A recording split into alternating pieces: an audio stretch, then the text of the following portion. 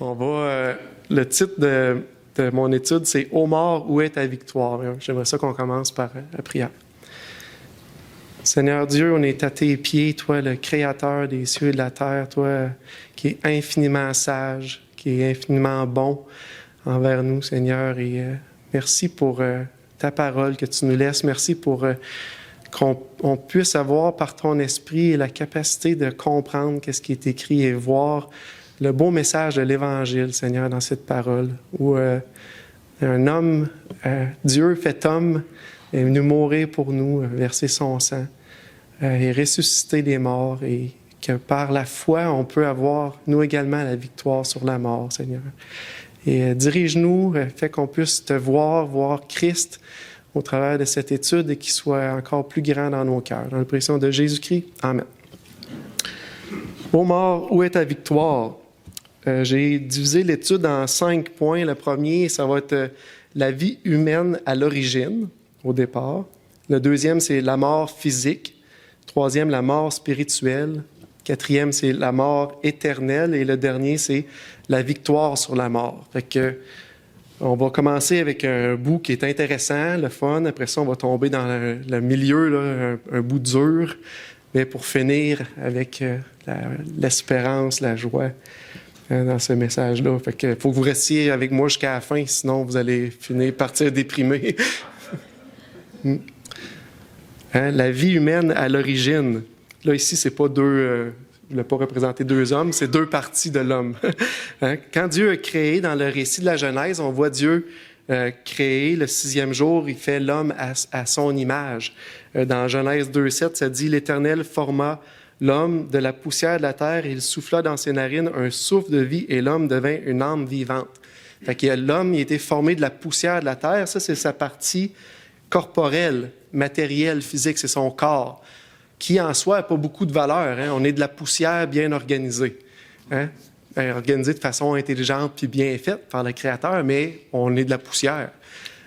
Ça n'a pas beaucoup de valeur. Mais quand on voyait dans le verset, mais il soufflait dans ses narines un souffle de vie et l'homme devient une âme vivante. Mais l'homme est constitué aussi d'une partie spirituelle, immatérielle, âme et esprit. Là, je ne vais pas embarquer dans le débat ce matin, ce n'est pas le but, là, mais il y a une partie, ce que je veux qu'on ait, c'est qu'il y a une partie qui n'est pas matérielle, qui n'est pas physique, qui est l'âme. Puis tous les êtres humains sont constitués comme ça, depuis le départ, depuis le début. Puis la notion aussi qu'on a en arrière de ça, quand Dieu a créé l'homme, qui n'a pas dit pour les animaux, il a dit qu'il faisait l'homme à son image. On est l'image de Dieu. Puis là, je veux commencer par dire ce que c'est pas l'image de Dieu. L'image de Dieu, c'est pas un corps physique, parce que Dieu est esprit. On ne peut pas représenter Dieu avec un corps physique. Puis aussi, l'image de Dieu, c'est pas ses caractéristiques qui sont uniques à lui. On n'est pas omniscient, on ne sait pas toute chose. On n'est pas tout puissant. On n'est pas sage à l'infini, on n'est pas immuable, on change. Dieu ne change pas. Ce n'est pas ces caractéristiques-là qu'il parle quand il dit qu'il a fait l'homme à son image. Mais on pourrait dire que l'homme est capable de personnifier des traits de Dieu, comme les traits moraux de Dieu. L'homme est capable d'amour, de compassion, de miséricorde, de patience, de fidélité. On aurait pu en mettre plusieurs. L'homme est capable d'exprimer ça dans sa nature.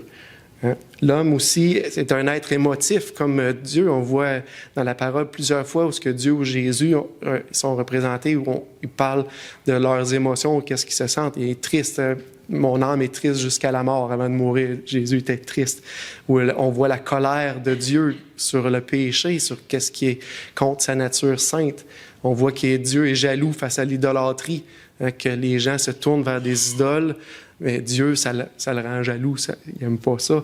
On voit que Dieu aussi a de la joie quand il parle « c'est bien bon, fidèle serviteur, entre dans la joie de ton maître ». Dieu, c'est un Dieu qui vit la joie, le bonheur, la paix. Il nous donne sa paix, fait qu'il connaît c'est quoi l'émotion ou le côté émotif de la paix. Fait que ça, c'est quand on est à l'image de Dieu aussi, on vient avec le côté émotif. Puis il y a le côté intellect. Là, moi, je l'ai mis comme ça, c'est l'intelligence, la raison. On est capable de raisonner, on a une volonté, on a le libre arbitre, on est capable de choisir.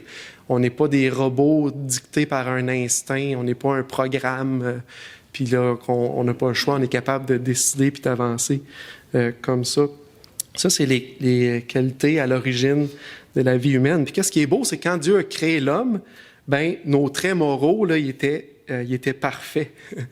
Puis nos émotions étaient parfaitement balancées. Il n'y avait pas des hauts et des bas d'émotions. Puis c'était parfait au début quand que Dieu a créé l'homme. Notre réflexion n'était pas corrompue, notre raisonnement n'était pas corrompu, c'était parfait. Au début, l'homme était sans péché en soi. Là, Dieu a créé l'homme et la femme à son image. C'est ça aussi qui confère une valeur à l'homme. L'être humain a une valeur en soi, puis Dieu il a chéri cet homme, l'homme. Il y a plusieurs reprises dans la parole, il répète ça, qu'il nous a fait à son image, dans l'Ancien Testament, dans le Nouveau Testament, qu'on est à l'image de Dieu. C'est une des raisons aussi pourquoi que le chrétien va se positionner contre des choses comme l'avortement, l'euthanasie, la mort assistée, des choses comme ça. Parce qu'on a été fait à l'image de Dieu, on a une valeur en soi, notre corps a une valeur, notre âme a une valeur, parce qu'on est à son image. Même Dieu se met en peine de l'homme au point où si un homme ou un animal, même tuer un homme, il méritait la mort. C'était ça la conséquence. Fait qu'on voit un petit peu le côté, au début, important de l'homme. Quand que Dieu a créé l'homme, il l'a placé dans un jardin. Il a fini les 6 jours de la création, il s'est reposé, puis là, il a qualifié ça de « voici, tout était très bon ». Fait que l'homme était une nature parfaite, les émotions, l'intellect, le trait moraux parfait, dans un jardin comme Dieu avait créé, qui était parfait. Dans Ecclésiaste 7, 29, ça dit que Dieu a fait l'homme droit. Mais l'homme a cherché des détours. Mais il a commencé, quand Dieu a fait l'homme, il a fait l'homme droit. Puis ça, c'est ce qu'on voit. Quand que Dieu même il a créé, il a vu que l'homme, c'était pas bon qu'il soit seul. Fait que c'est pour ça qu'il y a les femmes aujourd'hui aussi. Puis là, c'est Dieu même qui personnellement a opéré Adam, qui l'a endormi, qui a pris sa côte, qui a formé la femme. Ceux qui ont été opérés dernièrement, Richard, t'aurais-tu eu confiance? C'est Dieu a dit, OK, Richard, c'est moi qui m'en occupe aujourd'hui. Mais c'est ça, Dieu a opéré personnellement Adam. Il était proche, c'était assez proche, ça. Il l'endormait, l'ouvrait, prendre la côte, créer la femme. Il était vraiment proche de lui. On voit qu'il y avait une communion dans le jardin. Il marchait avec l'homme, la femme. Il reconnaissait sa voix. Il était avec lui. Ça, c'est notre état au départ. Mais ça n'a pas resté comme ça. Dieu avait donné aussi ses instructions. Ça, c'était un autre point dans la communion qu'il y avait. Il y avait ses instructions. Il avait communiqué ce qui s'attendait. Puis une des choses qu'il avait communiqué, c'est que tu ne mangeras pas l'arbre de la connaissance du bien et du mal, parce que le jour où tu vas en manger, tu vas mourir certainement. Puis c'est ce qui est arrivé. L'homme, par Satan, qui a tenté la femme, qui a été séduite, elle a mangé du fruit de l'arbre de la connaissance, elle l'a offert à son mari qui en a mangé, et là, le péché est entré dans le monde. Puis là, avec le péché, bien, les conséquences. Puis on voit que tout ce qui a déboulé, puis qu'est-ce qui en est sorti de ça. Dans la Bible, ça parle que la faute retombe sur Adam. On voit toujours que le péché, c'est en Adam. Là, je me posais la question, c'est un peu pas juste, là. C'est quand même la femme qui s'est fait avoir en premier. Mais Dieu avait créé l'homme en premier, puis lui avait donné la responsabilité. Il avait créé Ève comme une aide. Elle, c'était la seconde, une aide à Adam. Elle n'était pas la personne ultimement responsable. Dans la parole, ça dit que Adam n'a pas été séduit, c'est Ève qui a été séduite. Ce qui implique qu'Adam, lui, s'il n'a pas été séduit, il a choisi volontairement, en pesant le pour puis le contre, de « moi, je vais le prendre, le fruit ». Puis c'est pour ça qu'on va voir le reste dans nos passages qu'on va lire. On va voir qu'on est mort, la race humaine est morte en Adam et pas en Ève ou pas en l'humanité, mais c'est vraiment en Adam.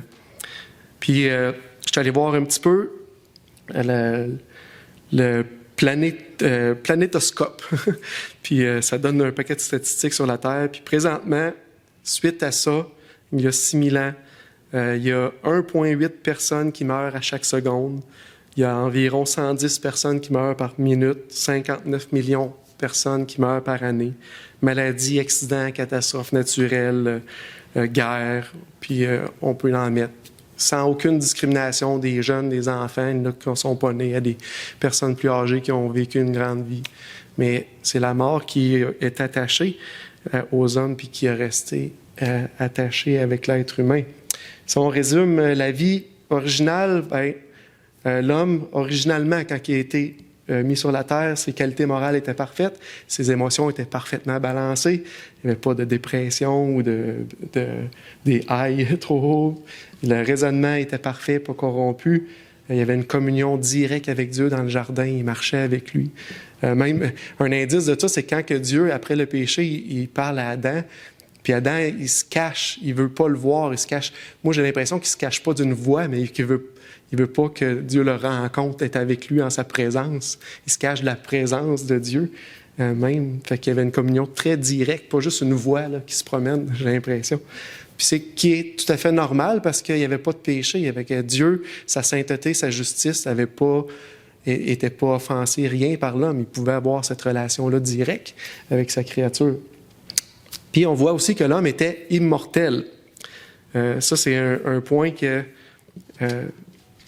on va glisser un petit peu, on va en parler un petit peu plus tôt après la mort physique. Ça, c'est l'état original de l'homme quand que Dieu a créé l'homme, puis il a dit que voici, tout était très bon. Ensuite, il y a eu la mort physique. Là, on va voir un petit peu c'est quoi la mort physique. La mort physique, premièrement, c'est la conséquence du péché. La désobéissance a introduit la mort physique dans le monde. On le voit avec la malédiction que Dieu pose sur l'homme. Là, vous allez voir plusieurs des versets. J'ai compté à la fin les versets que j'avais dans l'étude, puis j'en avais une cinquantaine. Je dis, si on commence à tourner dans nos Bibles, on va passer juste la moitié. Fait que je les ai mis là.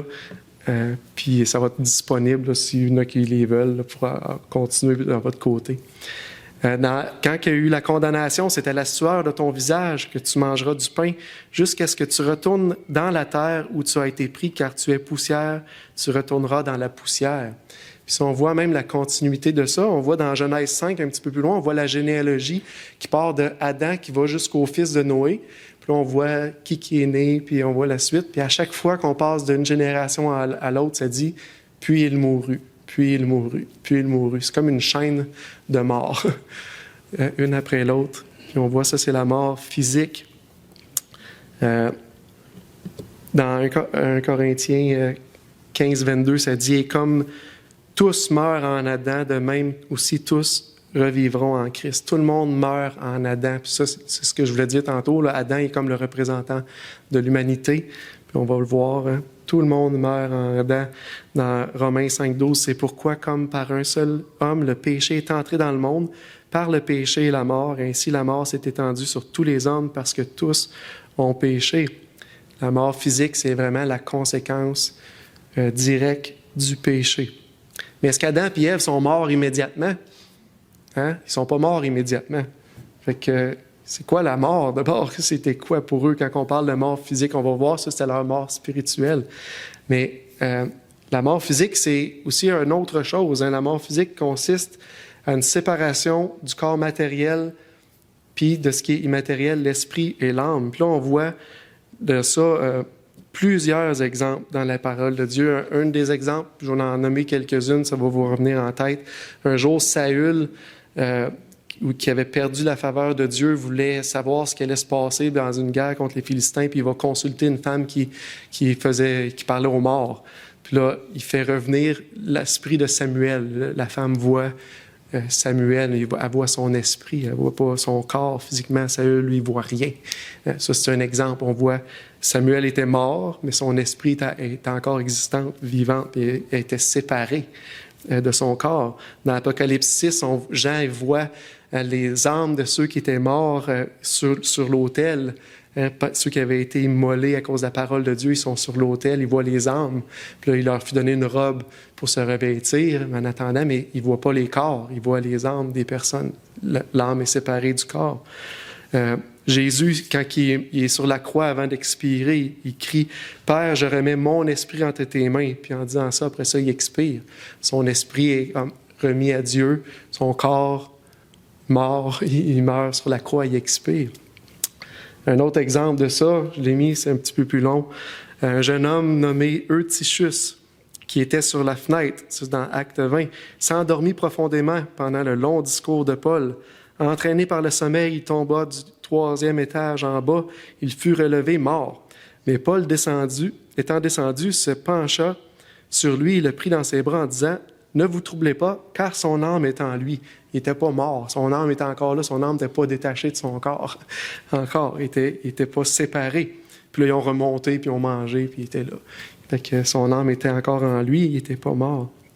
Dans Jacques 2, ça dit « Comme le corps sans esprit est mort, de même la foi sans les œuvres est morte. » Fait que le corps sans l'esprit est mort. La séparation du corps, de l'âme et de l'esprit, c'est ça, la mort physique, une séparation. Ce qui est important à apporter là-dedans par rapport à la mort physique, puis on a parlé un petit peu de création, évolution.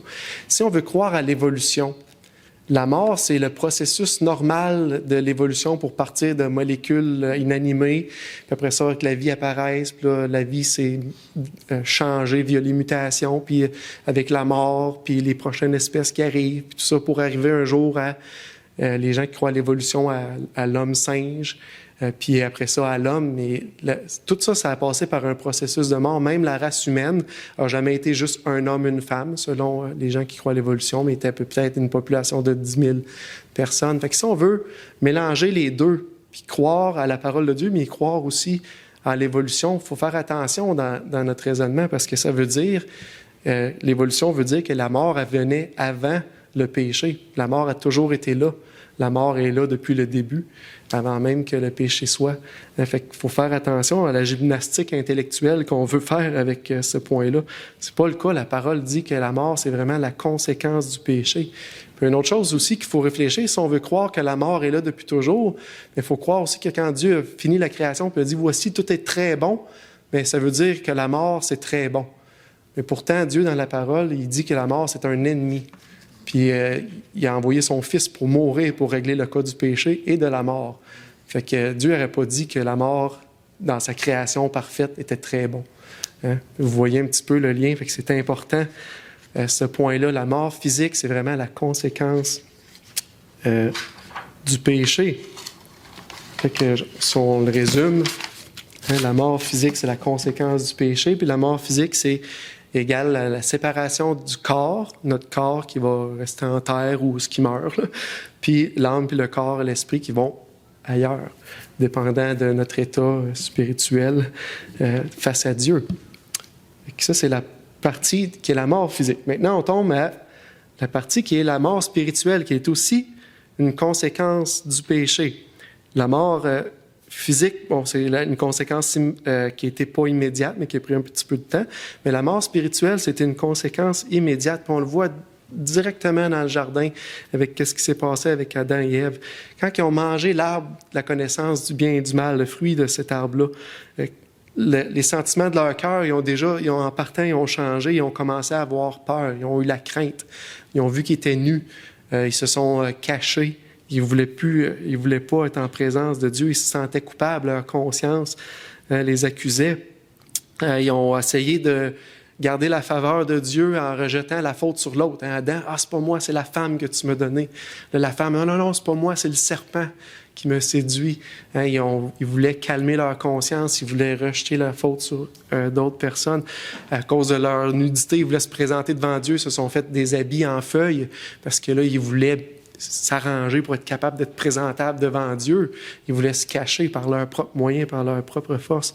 Tout ça, ça démontre une chose, hein, c'est que leur nature était rendue différente. Hein. Les sentiments, leurs actions démontraient ça. Vraiment, pourquoi? Mais parce qu'il venait de se passer quelque chose immédiatement quand il avait péché, désobéi. Il était mort spirituellement. Cette mort-là, c'est la mort qui est comme la mort physique, qui est attachée à tout être humain aujourd'hui, à la mort spirituelle. Dans Éphésiens 2, 1-2, ça dit « Vous étiez morts par vos offenses, par vos péchés dans lesquels vous marchiez autrefois selon le train de ce monde, selon le prince de la puissance de l'air, de l'esprit qui agit maintenant dans les fils de la rébellion. » Le verset 5, ça dit « Nous qui étions morts par nos offenses. » Dans Colossiens, à peu près la même chose. Vous étiez morts par vos offenses, par l'incirconcision de votre chair. Là, quand que Paul dit ça aux Colossiens et aux Éphésiens, il ne parle pas à des morts physiques, là. Il parle à des morts spirituelles. Les gens, on était morts spirituellement à cause du péché. Un peu comme la mort physique, la mort spirituelle, c'est une séparation. C'est la séparation de la communion avec Dieu. On n'est plus en communion du tout avec Dieu. Il y a un mur qui s'est créé là par le péché.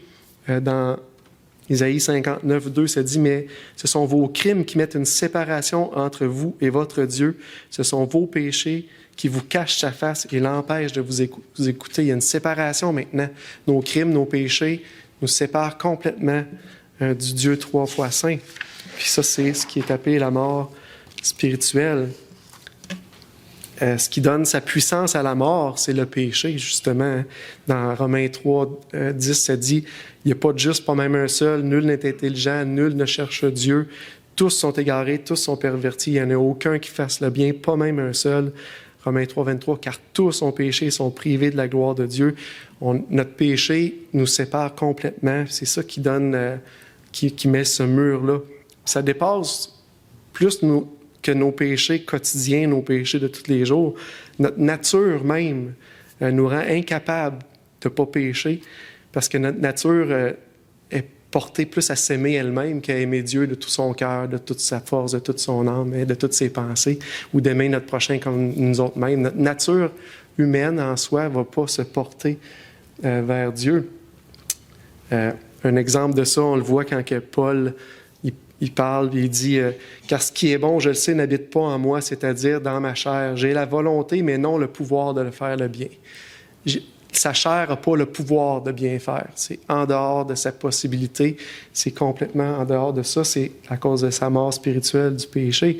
Romains 8, 7 ça dit « Car l'affection de la chair est inimitié contre Dieu parce qu'elle ne se soumet pas à la loi de Dieu et qu'elle ne le peut même pas. » Notre chair ne peut pas se soumettre à Dieu, ne peut pas aimer Dieu de tout son cœur, d'aimer Dieu comme il devrait être aimé, de toute son âme, de toute sa pensée, de sa force. On n'est pas capable. Ça, c'est notre nature.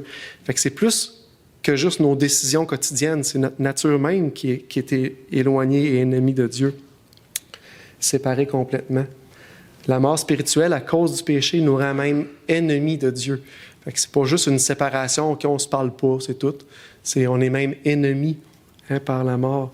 Dans Éphésiens 2, 3, ça dit « Nous étions par nature des enfants de colère comme les autres. » Notre nature faisait de nous des enfants de colère face à Dieu. On méritait sa colère. Dans Éphésiens 4, 18, on lit « Ils ont l'intelligence obscurcie, ils sont étrangers à la vie de Dieu à cause de l'ignorance qui est en eux, à cause de l'endurcissement de leur cœur. » On est étrangers à la vie de Dieu. Colossiens 1, 21. Et vous qui étiez autrefois étrangers et ennemis par vos pensées et par vos mauvaises œuvres. Ça, c'est notre état. Dans Jérémie 17, ça va dire que le cœur de l'homme est tortueux par-dessus tout. Dans Tite 1, 15, ça va dire que tout est peu pour ceux qui sont peu, mais rien n'est peu pour ceux qui sont souillés puis incrédules. Notre intelligence, notre conscience est souillée. Puis là, on voit vraiment la condition déprimante de la nature humaine face à Dieu, séparée complètement de Dieu. Si on résume, la mort spirituelle, c'est la conséquence du péché, c'est la séparation de la communion avec Dieu, puis ça va plus loin que ça. La mort spirituelle, à cause du péché, nous rend même ennemis de Dieu. Puis la suite logique de la mort physique, la mort spirituelle, mais c'est la mort éternelle. Ça, c'est si Dieu n'intervient pas, voici ce qui se passe. La mort éternelle, c'est la séparation définitive avec Dieu suite au jugement des péchés, le jugement pour les péchés. Dans cet état de mort spirituelle, l'être humain est incapable de changer sa condition ou bien de se sauver lui-même. On n'est pas capable. Notre état, notre nature fait que par nous-mêmes, on ne pourra pas jamais rien faire. Ça, c'est notre nature. En conséquence, le péché puis notre mort spirituelle fait que quand on meurt physiquement, si ça, c'est pas réglé devant Dieu, bien, on a ce qu'on mérite. Le salaire du péché, c'est la mort, une séparation éternelle d'avec Dieu, une séparation de corps et d'esprit de Dieu, puis que pour l'éternité. Dans la parole, ça en parle beaucoup de ça. Matthieu 10, 28, ça c'est Jésus qui parle. « Ne craignez pas ceux qui tuent le corps et qui ne peuvent tuer l'âme. Hein?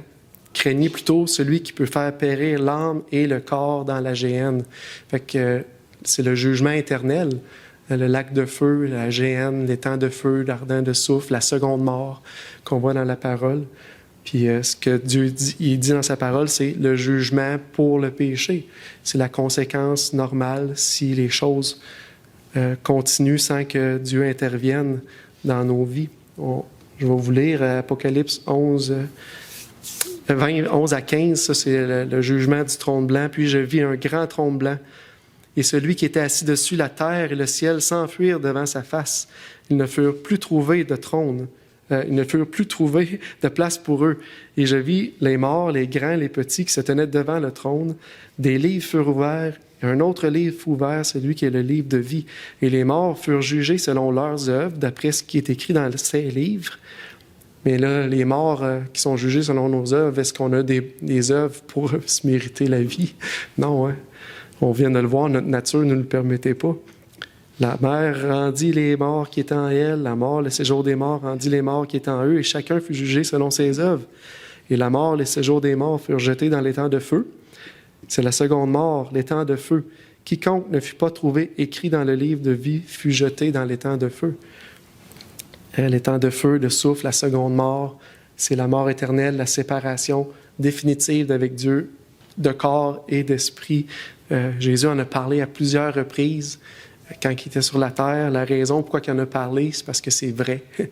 Les temps de feu, l'enfer, la mort éternelle, ça existe. Puis que c'est le chemin normal de tout homme si on ne se tourne pas vers Dieu, si on ne se repent pas, on n'accepte pas son moyen qui est pourvu pour éviter ça. Ça fait le tour pour la mort éternelle. Il n'y a pas besoin de résumer. On connaît un petit peu ce que ça veut dire. Mais il y a un beau côté à l'histoire, hein? La victoire sur la mort. Dieu ne veut pas que les hommes meurent. Hein? Il y a un beau côté à ça, puis Dieu est intervenu dans l'histoire, est intervenu personnellement tout au long de l'histoire humaine. Hein? Il n'est pas un Dieu juste éloigné, froid, indifférent, qui voit les choses aller, puis je leur avais dit, puis qui paye pour. C'est pas en tout comme ça que Dieu est. Hein? La bonne nouvelle, c'est que la mort n'est pas un chemin obligatoire pour l'homme. Dieu ne prend pas plaisir dans la mort de l'homme. Dieu veut que les hommes se repentent et vivent. On voit ça dans Ézéchiel 18. « Car je ne désire pas la mort de celui qui meurt, dit le Seigneur, l'Éternel. Convertissez-vous donc et vivez. » Hein? Dieu, il veut pas, son but, c'était pas ça, la mort. Il avait créé toutes choses très bonnes. Hein? Ce qui vient à ce que je disais tout à l'heure, hein, la mort est un ennemi aux yeux de Dieu. La mort, c'est pas ce qu'il a créé dans un monde très bon, c'est un ennemi pour lui. Hein? Il en parle, car il faut qu'il règne jusqu'à ce qu'il ait mis tous les ennemis sous ses pieds. Le dernier ennemi qui sera détruit, c'est la mort. On parle du règne de Christ, hein, mais de Jésus, le dernier ennemi qui va être détruit, ça va être la mort, mais c'est un ennemi, la mort.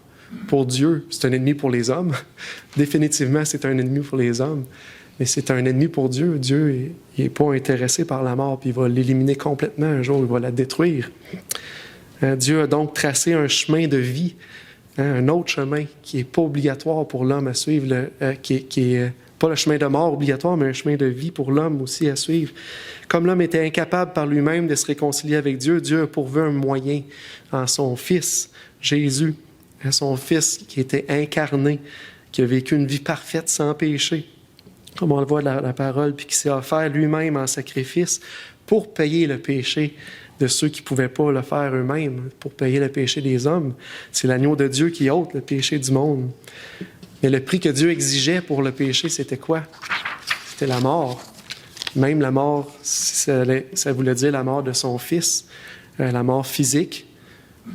Ça, oui, certainement, Jésus est mort physiquement, il a souffert physiquement beaucoup, mais il a été aussi séparé de Dieu. Hein. On le voit quand il était sur la croix, vers la 9e heure, dans Matthieu 27, 46, ça dit, vers la 9e heure, Jésus s'écria d'une voix forte, « Élie, Élie, lama sabachthani », c'est-à-dire, mon Dieu, pourquoi m'as-tu abandonné? » Jésus s'est senti séparé de Dieu, de son Père, sur la croix, Fait que, il a subi ça, la séparation de Dieu. Pourquoi? À cause qu'il portait nos péchés.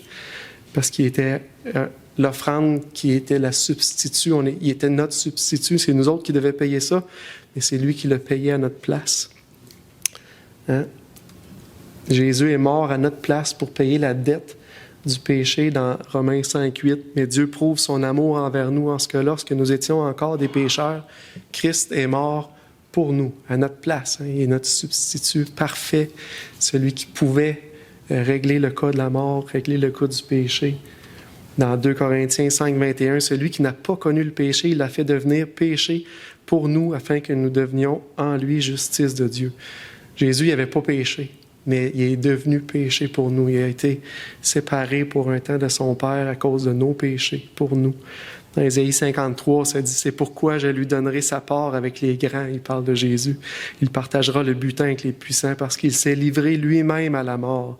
Il a été mis au nombre des malfaiteurs parce qu'il a porté les péchés de beaucoup d'hommes et qu'il a intercédé pour les coupables. Le Fils de Dieu sur la terre qui porte le péché des hommes puis qui intercède pour les coupables. Mais Jésus n'est pas seulement mort. On l'a vu la semaine passée, c'était notre joie totale. On fêtait la Pâque, la résurrection. Jésus est ressuscité puis il a vaincu la mort. La mort n'était pas capable de le retenir. Il était sans faute, l'agneau de Dieu parfait. Dans Acte 2, 24, ça dit « Dieu l'a ressuscité en le délivrant des liens de la mort parce qu'il n'était pas possible qu'il fût retenu par elle. » Dieu a ressuscité Christ. Puis Jésus a réglé le problème de la mort une fois pour toutes, car il est mort et c'est pour le péché qu'il est mort une fois pour toutes. Il est revenu à la vie, c'est pour Dieu qu'il vit. Jésus est ressuscité. Il a ouvert un chemin nouveau, complètement nouveau, une voie de vie, hein, contrairement à la voie de mort qui avait été tracée par le péché, par Adam. Christ a ouvert un autre chemin, hein, le chemin de la vie éternelle. Si le péché n'a plus de pouvoir sur Jésus, hein, puis la mort a perdu son aiguillon, hein, l'aiguillon de la mort qui était le péché, fait qu'elle ne peut plus faire mal à personne qui sont sous Jésus, ô mort, où est ta victoire?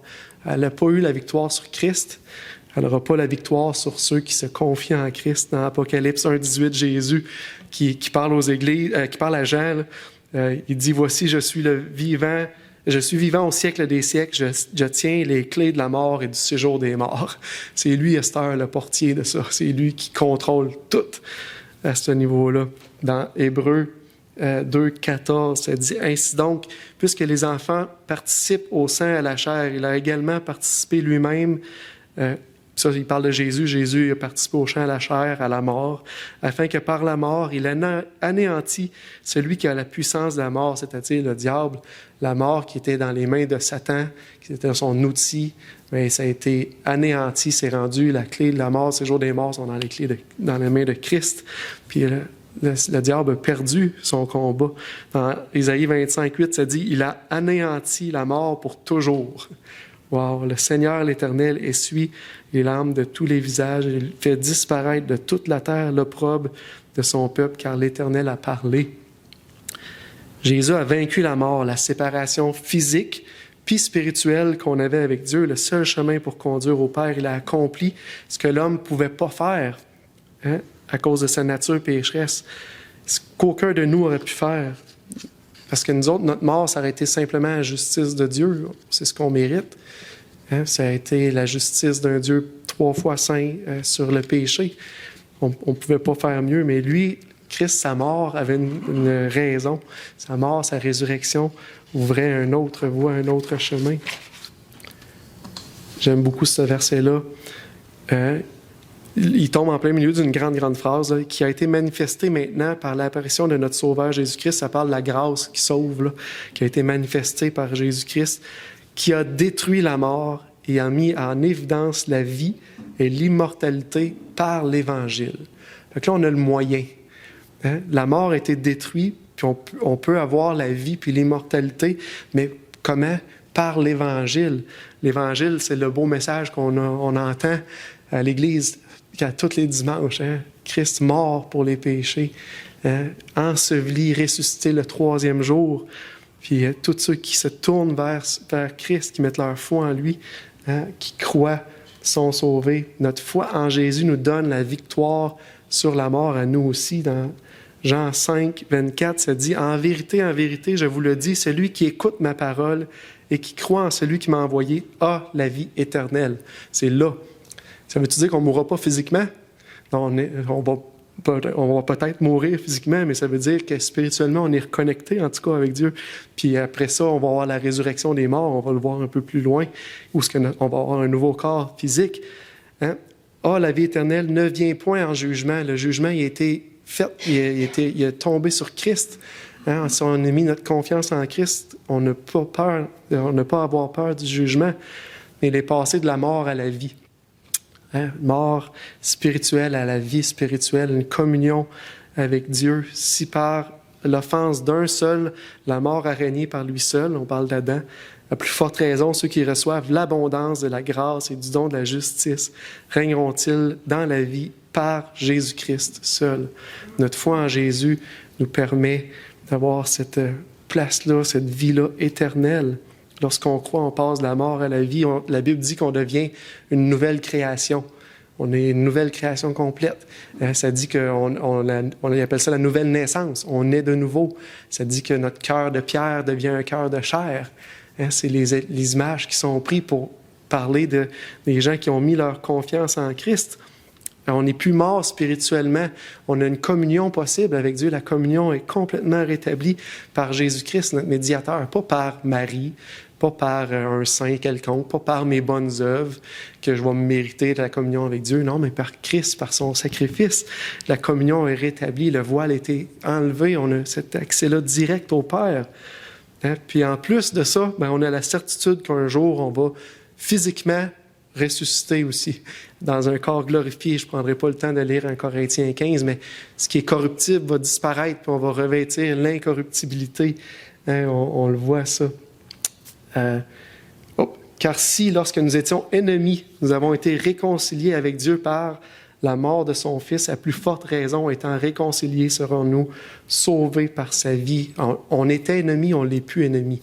On était réconciliés avec Christ par la mort de Jésus, la mort qui est soufferte pour nous. C'est un point tellement important. Qui condamnera? Hein? Christ est mort, bien plus, il est ressuscité, il est à la droite de Dieu, puis il intercède pour nous autres. C'est ça que ça dit dans Romains 8. Hein? Personne ne va nous condamner. Christ, notre vie, est à la droite de Dieu, puis il intercède pour nous autres. Dans 1 Corinthiens 15, 21, puisque la mort est venue par un homme aussi, par un homme est venue la résurrection des morts. Mais ça, un passage encourageant. Car si nous croyons que Jésus est mort et qu'il est ressuscité, croyons aussi que Dieu ramènera par Jésus et avec lui ceux qui sont morts. Hein? Par Jésus, par sa puissance, avec Jésus. Pour l'éternité en la présence de Dieu le Père. On va être avec lui en sa présence pour toujours. Pour le prix de notre foi. Croire en ce qu'il a fait. Il y a deux chemins pour l'humanité depuis le début avec Adam et Ève. Le chemin de la personne qui va être mort, ennemi de Dieu dans ses péchés, qui va mourir physiquement, qui est déjà séparé spirituellement, puis qui amène à la mort éternelle. Ou l'autre chemin, de gens qui sont ennemis de Dieu par nature, qu'ils vont mourir physiquement, mais qui peuvent être réconciliés par Christ, par la foi dans ce que Dieu nous a dit, hein, par la foi en Jésus, puis qui sont réconciliés avec Christ. C'est une décision à prendre, c'est ma question pour vous. Hein? Avez-vous pris cette décision-là? En résumé, Dieu ne veut pas que les hommes meurent. La mort est un ennemi aux yeux de Dieu. Jésus est mort à notre place pour payer la dette du péché. Hein? Jésus est ressuscité puis a vaincu la mort, a vaincu cet ennemi-là. Puis notre foi en Jésus nous donne la victoire sur la mort, nous également. Avez-vous mis votre foi en Christ? Avez-vous mis votre foi dans le sacrifice de Christ? Hein? Ou est-ce que vous mettez votre confiance en vous-même, en vos efforts, en votre bonne personne, en ce que vous n'êtes pas pire qu'un autre? Sachez où ce que ce chemin-là vous amène. Ça ne sera jamais capable. Vos efforts ne sont jamais capables de vous décharger du péché que vous avez sur les épaules. Ils vont rester là, mais à la croix, Christ a tout payé pour vous. si vous mettez votre foi en lui. Puis si vous avez fait ça, vous avez mis votre foi en Christ un jour, hein, mais vous avez la vie éternelle. Puis le péché puis la mort, ça reste encore nos ennemis. Puis Dieu nous exhorte dans la parole de lutter contre le péché, de vivre selon ce que Dieu nous enseigne, pas parce qu'on va se mériter quelque chose, juste pour plaire à Dieu qui a payé un prix tellement grand pour nous racheter d'une mort tellement épouvantable. J'espère que j'ai dépeint la mort de façon dégueulasse pour que ça tente à personne de vivre ça. Puis que la vie qui nous est offerte en Christ, c'est plutôt tellement beau qu'on veut juste répondre, hein, à ce que la parole nous enseigne, à l'Évangile. Que Dieu bénisse cette parole-là dans vos cœurs. On va prier. Père Céleste, merci pour ta parole, merci pour le beau chemin que tu nous as pourvu en Jésus, qui est le chemin, la vérité, la vie, qui est la résurrection, qui est le seul chemin, Seigneur. Il n'y a pas d'autre que lui par lequel on peut s'approcher de toi et qu'on veut même penser s'approcher de toi. Dieu, 3 fois saint et bon et grand, Seigneur. Touche le cœur de personnes peut-être qui ne te connaissent pas ce matin. Convainc, Seigneur, par ton esprit, par l'Évangile, qui est puissant, Seigneur, et qui peut transformer des vies. Et pour tes enfants, Seigneur, ceux qui te connaissent et ceux qui voient comment est-ce que le péché, c'est laid, c'était quoi les conséquences, d'où est-ce qu'on part ennemi, maintenant réconcilié. Qu'on puisse, Seigneur, avoir ce désir-là de propager ton message à d'autres autour, et également ce désir-là de s'éloigner du péché que tu détestes tellement, Seigneur, et de vivre une vie sainte à ta gloire. Dirige nos cœurs, guide-nous par ton esprit dans le précieux nom de Jésus. Amen.